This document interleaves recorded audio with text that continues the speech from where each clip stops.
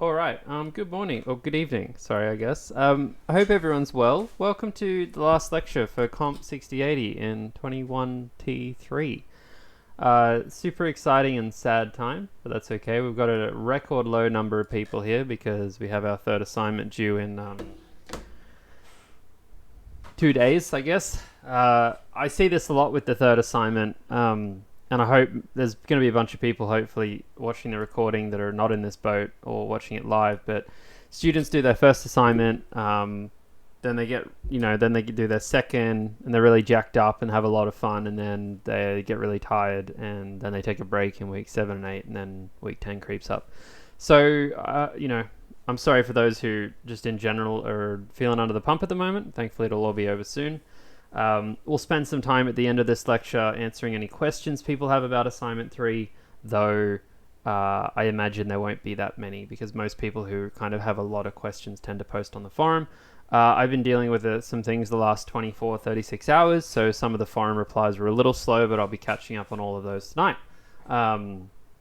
Let's get stuck into exam stuff. Now, there's a whole bunch of you here that are students who've done a course that I've taught before, and a lot of my exams tend to run the same and have the same rules, mainly because naturally I try and have the best set of rules I have and apply them everywhere, right? So we're just mainly going to be running through that today and talking about what the exam is, when the exam is, how it works, what to expect, and just really get you comfortable with it. I can't tell if I'm out of focus.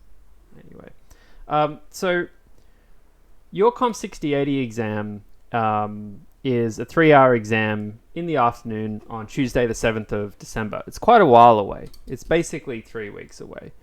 In fact, today is Wednesday and it is 3 weeks from yesterday. So it's a long, long, long time away. I'm going to run through this pretty linearly. And I think the first and most important thing to point out when it comes to your final exam is the fact that there is an expectation that you have a stable internet connection throughout the duration of the exam. Thankfully, with COMP6080, you can do most of your work locally. And because you can do most of your work locally, your internet connection isn't that critical. The extent to which you'll need an internet connection is that you're going to have to yarn install stuff, which can, it requires internet. You'll need to submit via a CSE terminal, SSH, VS Code, VLab, whatever. You don't need to do much on there, just submit it. And you need to be able to push to GitLab, and you need to be able to receive emails to your UNSW email and look at the forum if you have questions and stuff. So a stable internet connection is required. If you don't have a stable internet connection, you should apply for a supplementary exam before the exam. For instance, if something, if you're moving house and you're not going to have internet for a while. However, I really do think that for a 6080 exam where a lot of it can be done locally, hotspot or your parents' hotspot, like on your phone, is going to be plenty fine, right? So I think everyone's okay on that part. UNSW has a fit to sit policy, which covers the exam we're doing here. And what that means is that by you starting the exam, you're declaring yourself well enough to do so later. So we have logs on GitLab that tell when you clone a repo. When you clone a repo from GitLab with your SSH key, we keep a log of that. And by you actually cloning that and getting started, or even looking at the exam spec, you're declaring yourself well enough to do so for the exam. And that removes your ability to apply for special consideration for a pre-existing condition. What I mean by that is if you wake up on the exam day or the day before and you feel sick, like you have a stomach cramp or something, when you do, or you have a problem like you broke your arm the day before, when you sit the exam, you can't get an hour into your exam and say, it's actually really hard, my arm's broken, I'm going to have to sit a supplementary exam. The purpose of this rule is to prevent people trying to see how they go in the exam. You're either okay to do it or you're not. That's kind of how it works, right? Because we want to avoid people having an excuse kind of up their sleeve, just in case they don't do as well in the exam as they'd hope, so they get us up. In terms of that stuff, if something comes up during the exam, such as you get really sick or, your dog starts throwing up and something horrible happens, you have to take them to the vet, or your parents pass out, whatever, then that's all okay. It's all about fit to sit is up to the point that the exam starts. If something terrible happens during the exam, that's okay. special consideration will cover that. If you do have an issue during the exam where you're too unwell and you can't continue, stop what you're doing, email me, CS6080, submit a special consideration application via my UNSW, and that's kind of it. And, you know, go rest and look after your issues. Now, I mentioned before that your exam, in terms of the exam, 3-hour exam, Tuesday the 7th of December. So it is 3 hours, just like a lot of other exams. If you are in Australia or the surrounding regions, or you're in Asia, you will be sitting the exam at that time, because if you're based in Asia or Indo-Asia more broadly, that exam is at a reasonable time of day for you. If you're outside of the Asia-Pacific region, in particular any students we have in the Americas or any students we have in the European area, or potentially, you know, parts of Africa, etc., you can email me and we can sort out another time for your exam. But you really do have to be outside of Indo-Asia, which I don't even know if any of you are. Maybe one or two. It's extremely small, usually none.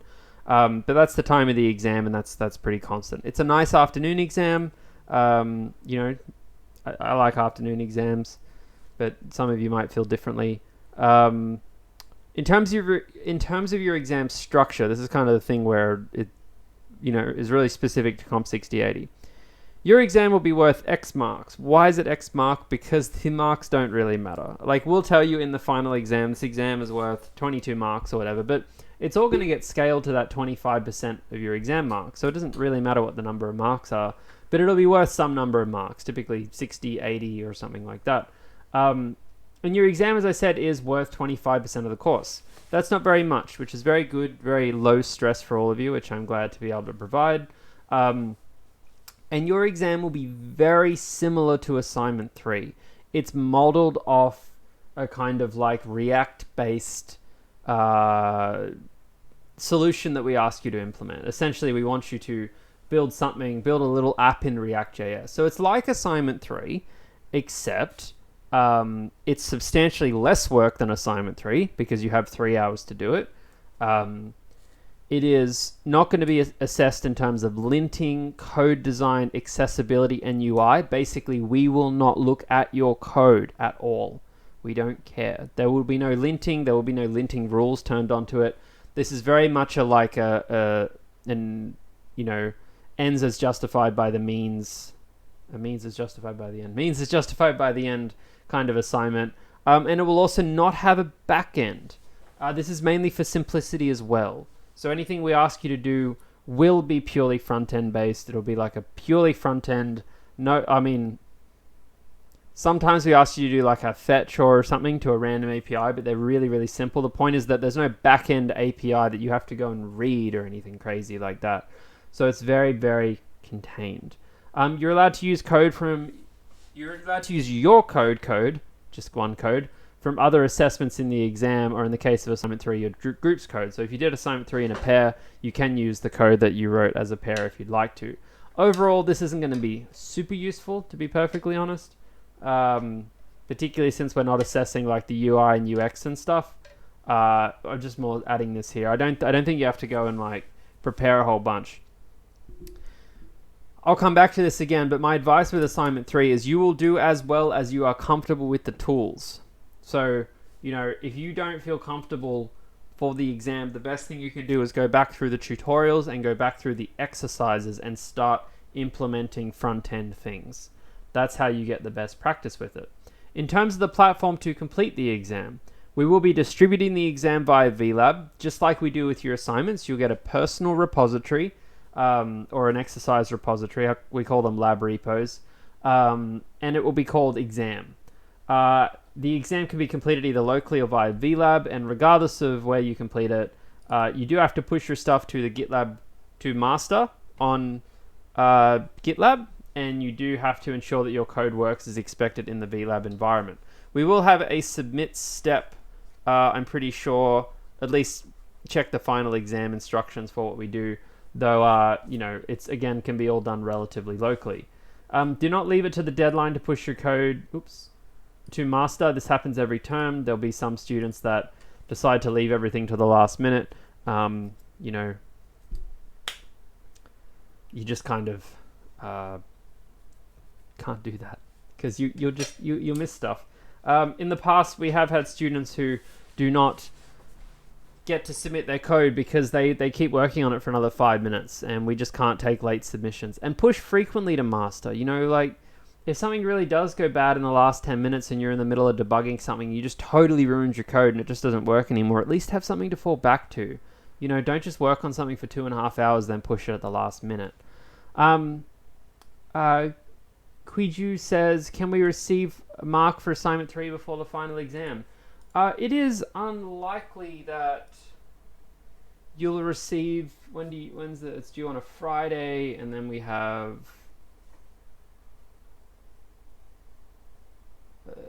2 weeks.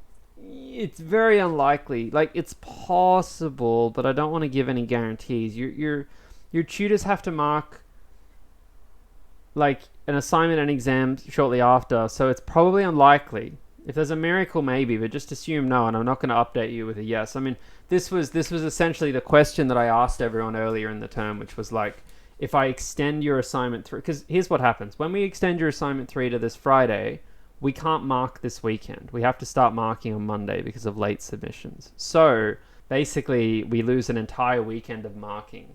And typically for an assignment 3, because of how late it is in term, we often need 3 weekends of marking to get it done.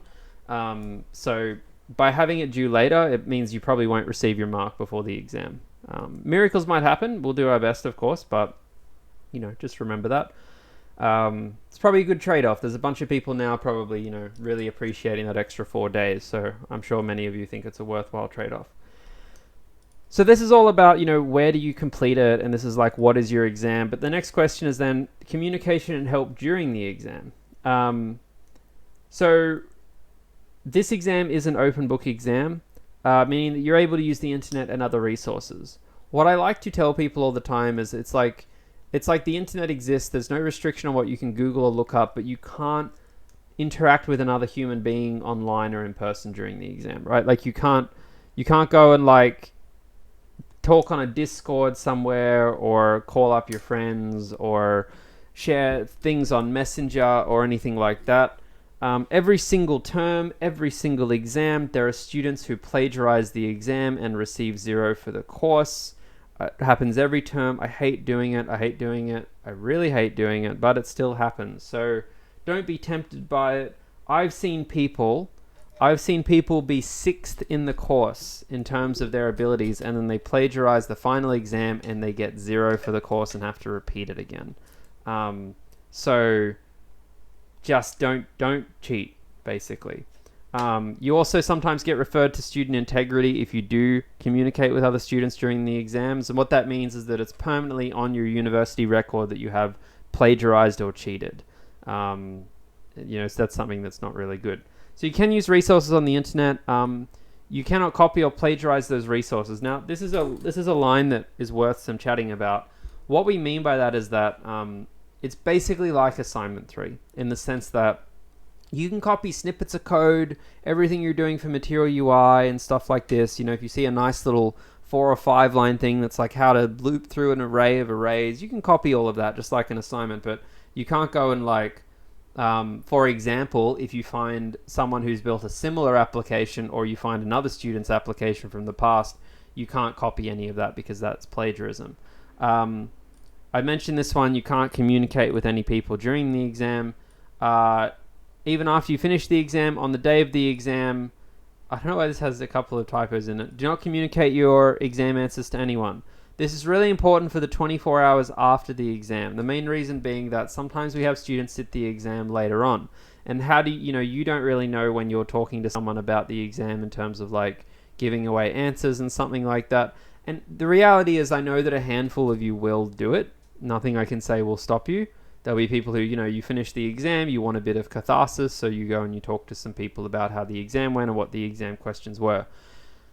I'm not going to pretend I can stop 300 people doing that. What I'm saying to you is if you do that, you are putting yourself at risk in some kind of crazy scenario where, the person you're talking to had an extension and you didn't realize it.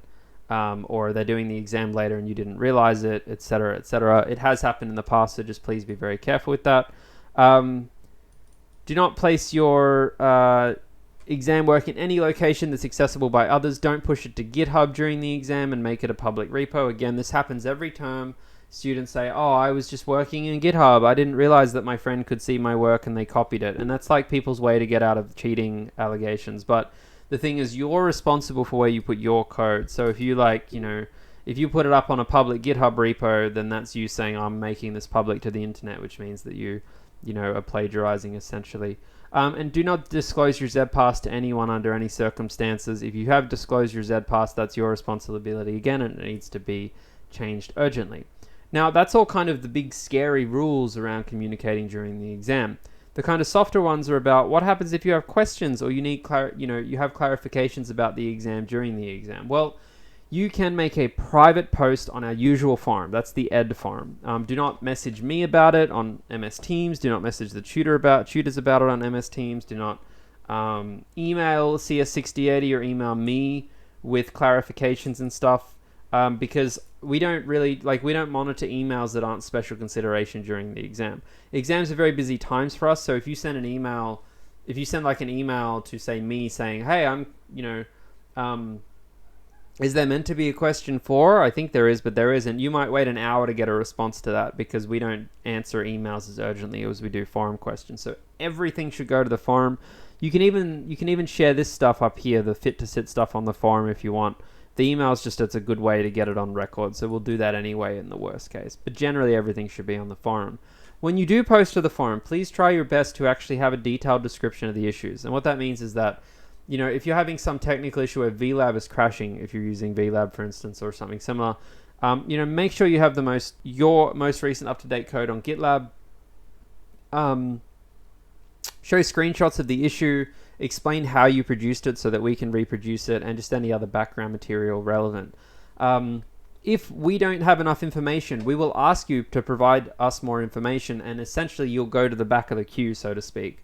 Like in terms of during the exam, we get kind of notifications about everything that happens, and we just kind of chew through them in order.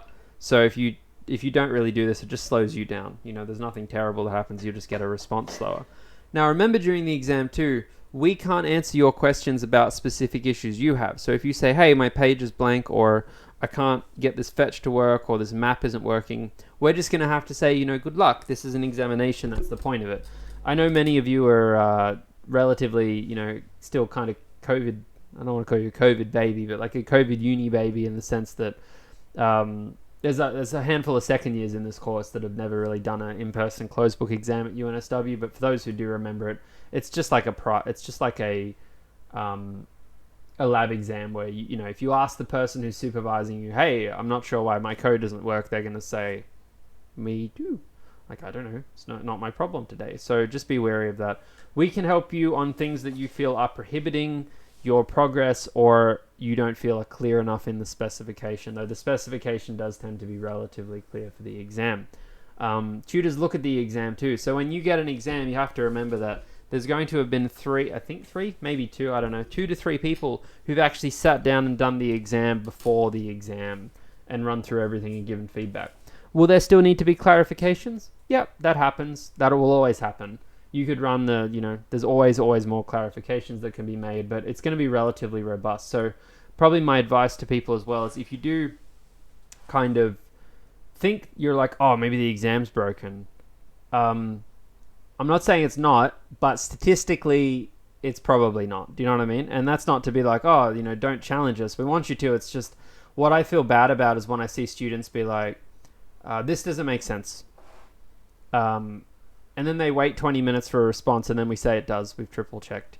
And then they've wasted 20 minutes because they're like, oh, I think I'm right. And then they're just waiting to kind of, be told it's wrong and something. So, just balance that. It's a really hard thing to balance, but during an exam, just if you think something's wrong, just continue. Don't get too caught up in it. Go do something else while you wait for an answer if you can. And sometimes you'll be right. Most of the time you'll be wrong, and that's nothing on you, right? Like we get it checked a lot of times. So, just don't want you wasting time. In terms of submission, I'm probably just going to do this because it's what the doc says. It's just easier, but yeah. I said at the start there might be a submit command or not. I forgot that I wrote this in, so I'll just say now the exam is as per the instructions on this page. There will be no submit command for the final exam. So during your assessments, you had to not only push to master, but you had to actually do a submit, which all the submit did was capture the latest code on your master branch.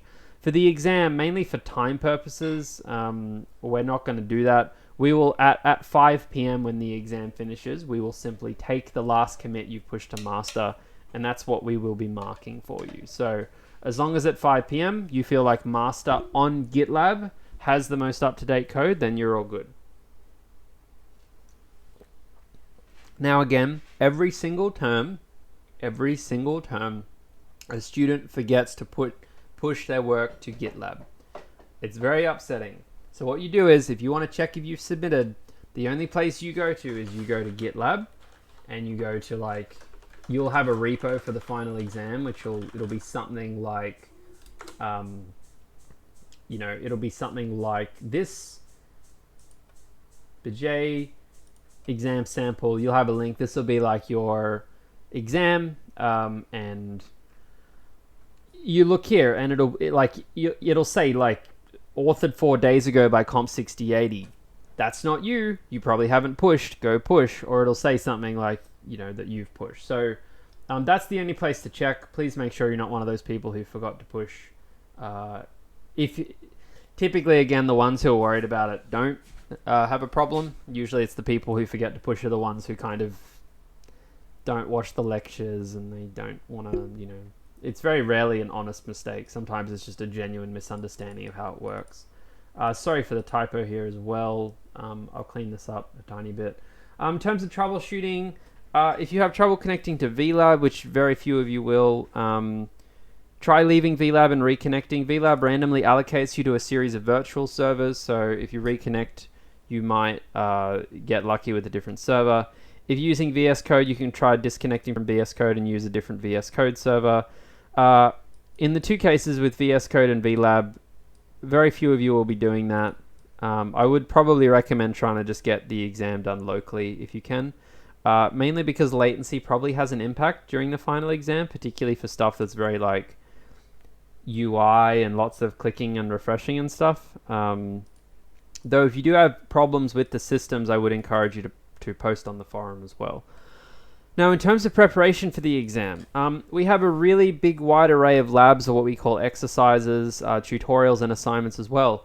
Many of you have already done the preparation for the final exam. I've said this before, but that's one of the exciting things about COMP6080 is that if you finished assignment 3 and you confidently did a lot of it, well, at least you got confident by the end on what you're doing, you're ready for it. Like, you've done the hard work. You've done your study. That's really exciting. If you feel like you need more, go back through the tutes, go back through the exercises, look at the solutions. We have released pretty much everything by now. And it'll all be super helpful to kind of, get stuck into.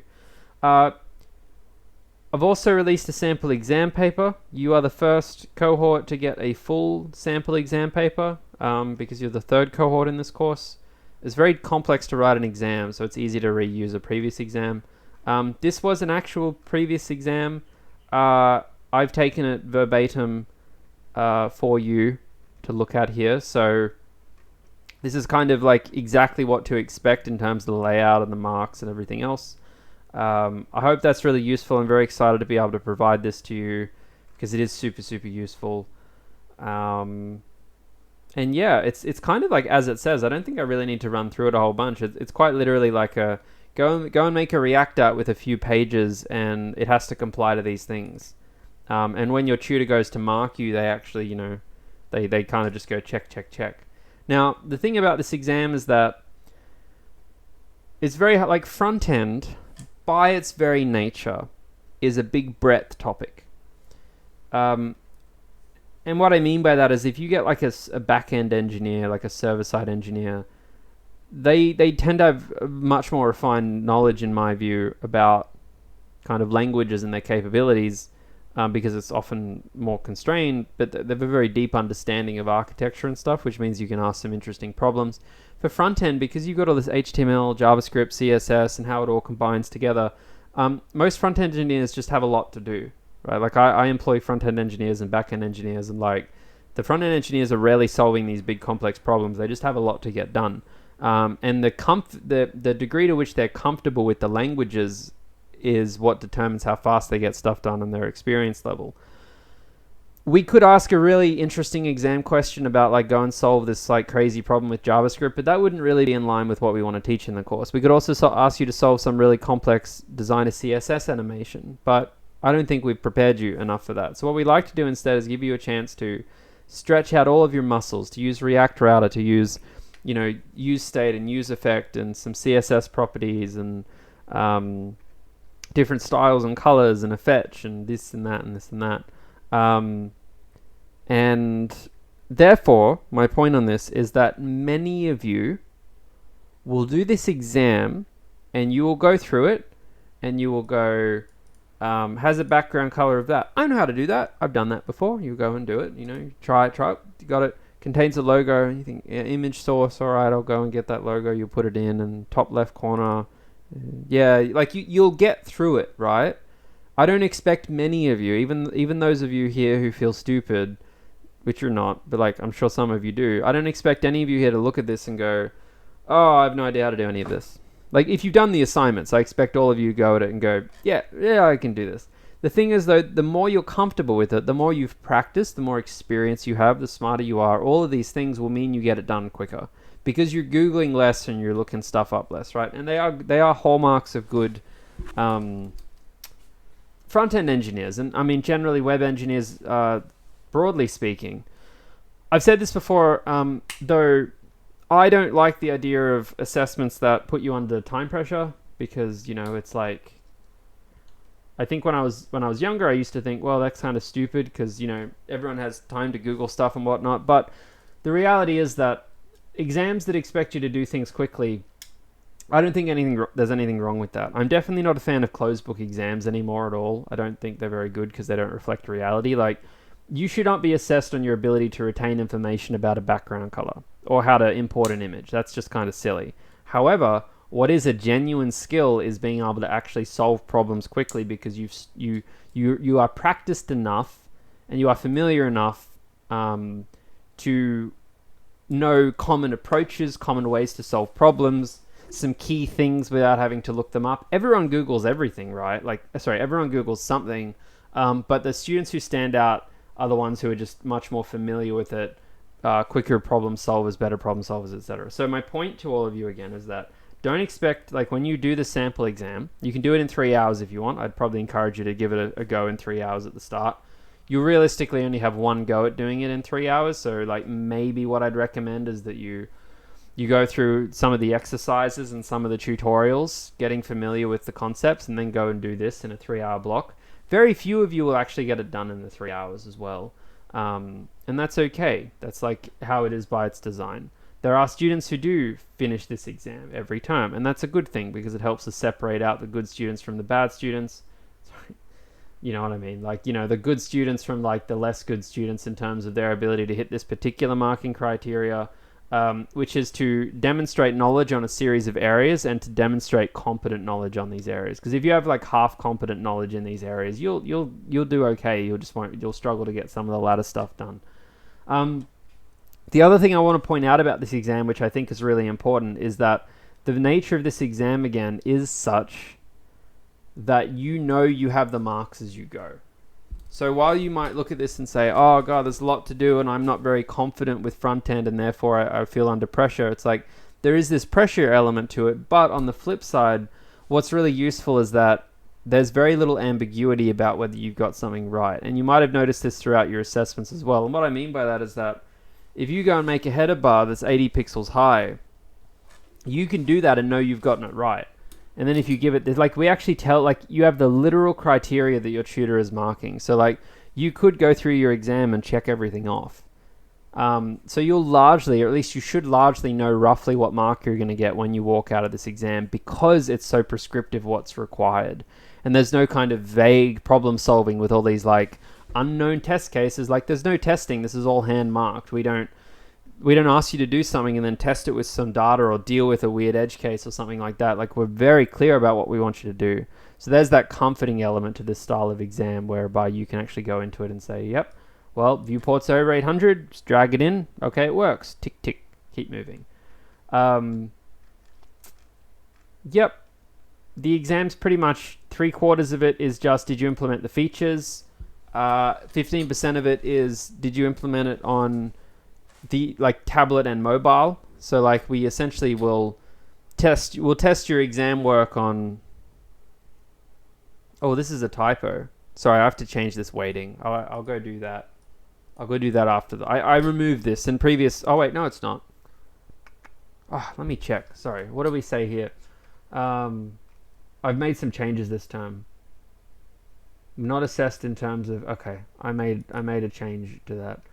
I will remove this. So basically, it's going to be 80%. Yeah, it'll be something like 80%, 20% probably, is my guess. I'll go and adjust that. Let me make a note of it. I think I made that change and forgot to update the sample spec because it was the previous term's one. I think I did actually fix this in the final exam. So, I mean, by the time you read this, it might already be updated. By the time you watch this, it might be updated already. But yeah, we don't have a usability and accessibility. We want you really just focused on, a very functional tick-by-tick thing. I think it's really hard to expect too many things from people under exam conditions. And again, some people criticize, very few will say, "Oh, well, I shouldn't have to rush this." And it's like, you're gonna rush some things in your life, right? Like it will be expected when you're in industry or something similar. Someone will say, "We want to get this done quicker than you might feel comfortable getting it done," and you got to make it happen. You can say though, the code will be ugly and it's probably not going to be very refined. That's okay. So similarly, we expect from you to say, we expect you to try and do this quickly. We don't think you should be examined purely on having an endless, and having days to think about problems. There are some things that you should have to get done today, but we don't expect you to be perfect in that period either. So, source code might be a bit trash, or your app might not be super accessible, and that's okay. Sometimes prototyping is a really critical part of this kind of engineering. I think that's quite literally everything I had to say about the exam. So, pretty much just questions at this point. Does anyone have any questions about the exam? I think it's all relatively straightforward. The sample, in terms of what this page is and says, the sample exam is hopefully super helpful because you can go and try it out yourself. So yeah, I'll just open it up to any questions if any of you have some.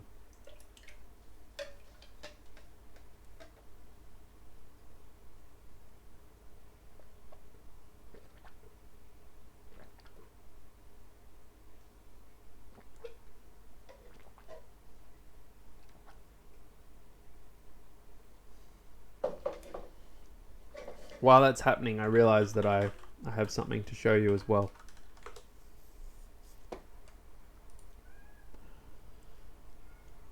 CSE asked me to pass on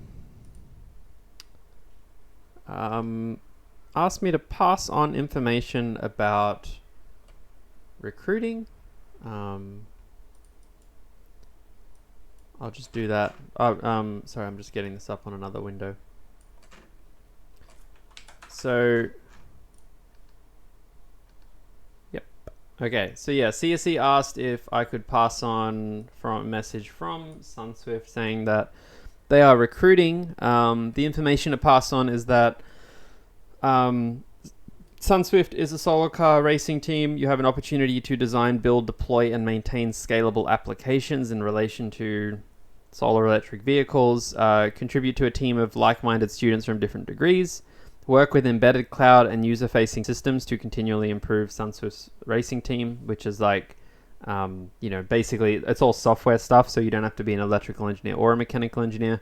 And it's a lot of experience with real industry partners like Audi, Google, Optus, IBM, and do a lot of other cool stuff. If you are interested, you can go to this link, sunswift.com/recruitment, and check it out. I know many of you are kind of latter final year students, but there's a bunch of second years who might be interested in that area. So check out that on the website if you do have questions. I'm sure they'll be happy to help.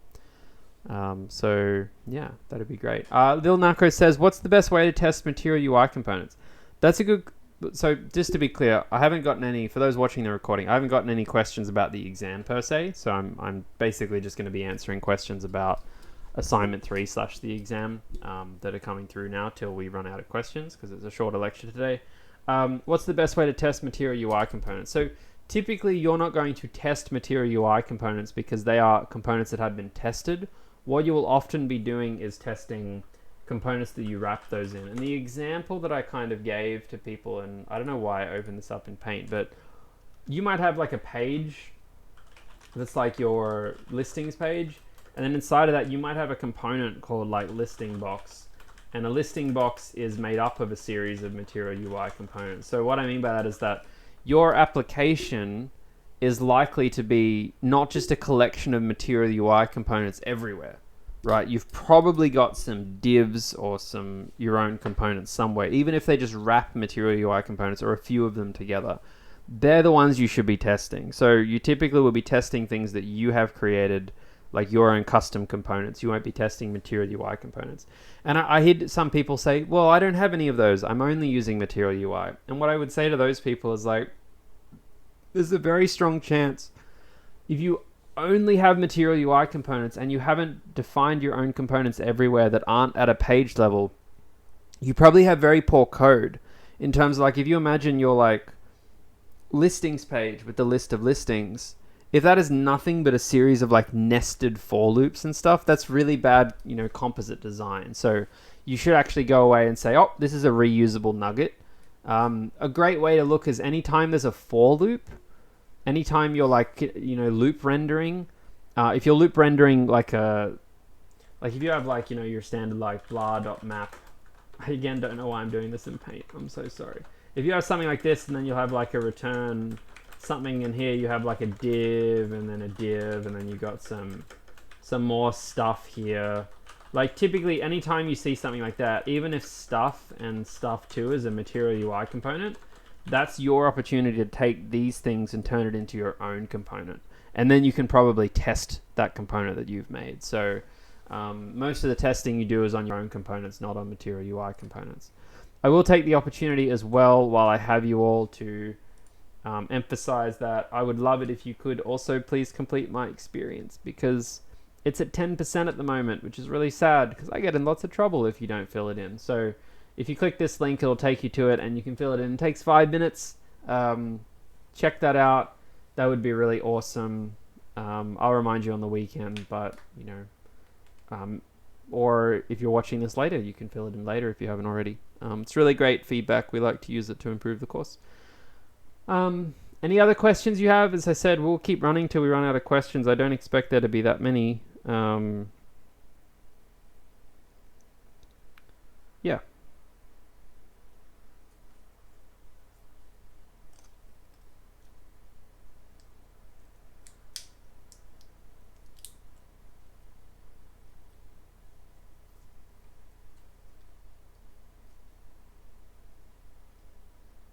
Just gonna wait a sec while we wait for questions. Might clean this camera. Seems a bit... the lens seemed a bit blurry.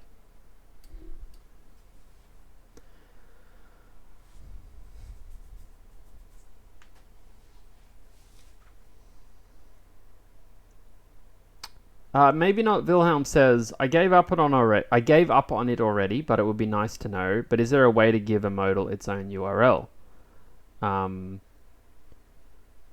Ask all of the questions you have. Not you, but everyone else. Ask all the questions you have right now in the next few minutes, and then we'll just answer all of them and wrap it up. All right? Let you get back on with your evening. That way I don't have to keep asking. So that's a great question. Is there a way to give a modal its own URL? Now, I maybe won't go through like a full-on detailed example with like a full-on React app and stuff, but what I will maybe just show you in very loose code terms is that the answer is yes, there is a way to show a modal based on its own URL. And typically, just giving you the high level here, is if you have a functional component, and this isn't going to be real compilable code, you know, say you have a default export function, my component. Right, now inside that component, you're going to have your return, and you might have a page like this, and then, you know, you have your blah, blah, body, blah, blah, blah, and then you might have a modal here, and this modal might be some Material UI component, and I don't know how these modals work, but you know, this is a modal body. And then typically on a number of these modals, you'll have something, or even if you define it yourself, you can model it this way as well, is you'll have something like open equals false, something like this. And if it's true, it's open. If it's false, it's not open. And sometimes there's a button that triggers that. So maybe, for instance, you have a button down here called like open modal, you know. And then what you say is, well, maybe I can start using use states here. So I could say const modal open set modal open equals use state false, or react.use state. And then you say your modal's open if modal open is true. And then when someone clicks on the open button, you simply toggle it. You say set modal open, not modal open, right? You like toggle it in some way. Now the question is, how do you make this like appear when the page loads? The short answer is you're probably going to put some information in the query string. So let's imagine that the my component page, I might call it something else, is like about us. So this is the page, for instance, and you've set up a routing rule where if you have / about us, it loads, you know, the about us component. Now on this particular page, what you can also do is use one of the hooks, like the use location hook in React, or use params. I think it might be use params from React Router DOM, because React Router DOM has a hook called use params, which you can extract from the use history hook as well, I believe. But basically, like if you have React Router DOM installed, the sample code you'll find will be relatively straightforward. I'm just going to look for it.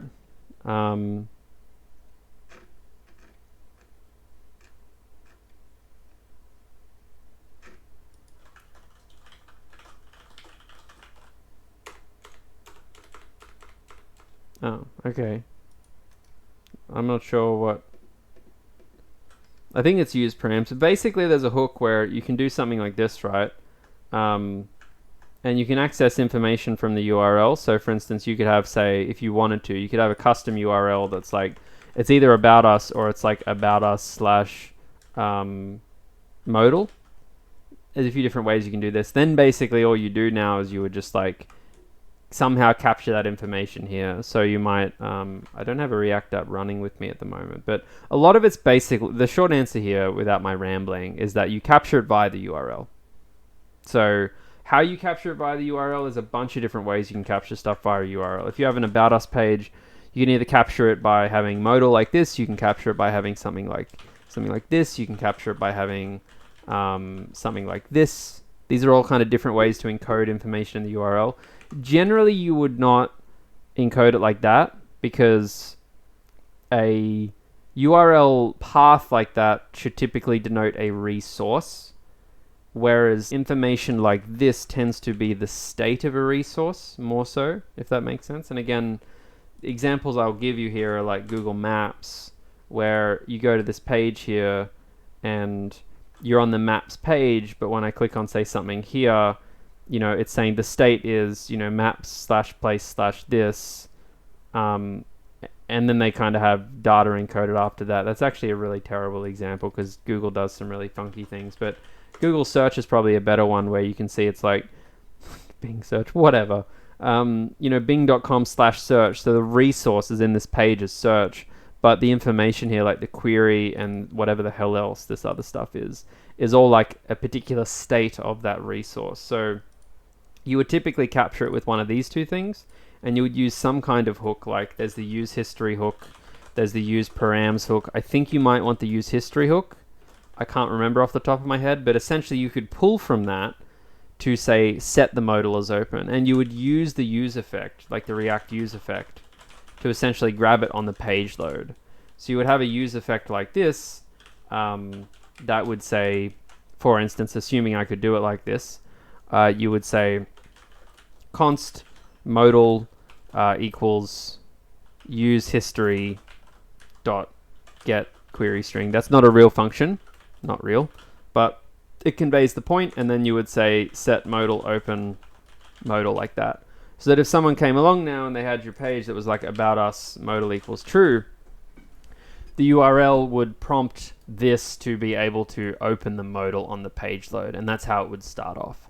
So you're essentially using React to like declaratively set the state based on the URL, and pretty much all stuff is encoded through the URL like that. Sometimes you could use local storage or cookies in certain scenarios, though the URL is definitely the most common approach.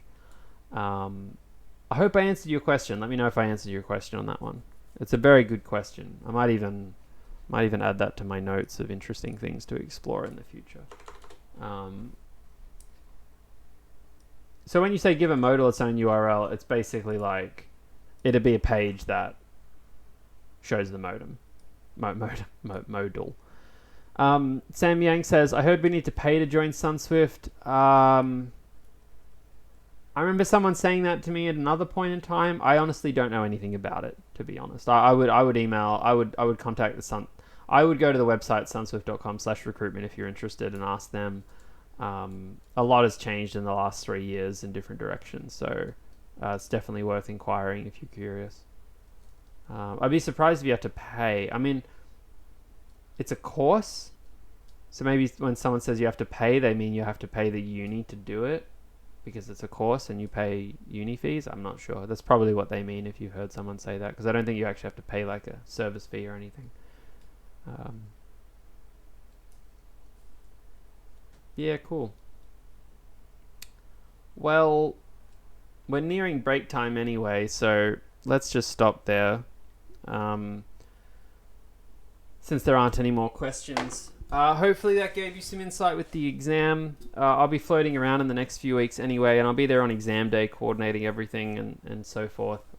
So just wanted to say a big good luck to everyone for assignment 3 if you haven't finished it already, or if you have finished it and you're watching this recording later on. Hope it went okay. We'll do our best to continue to help.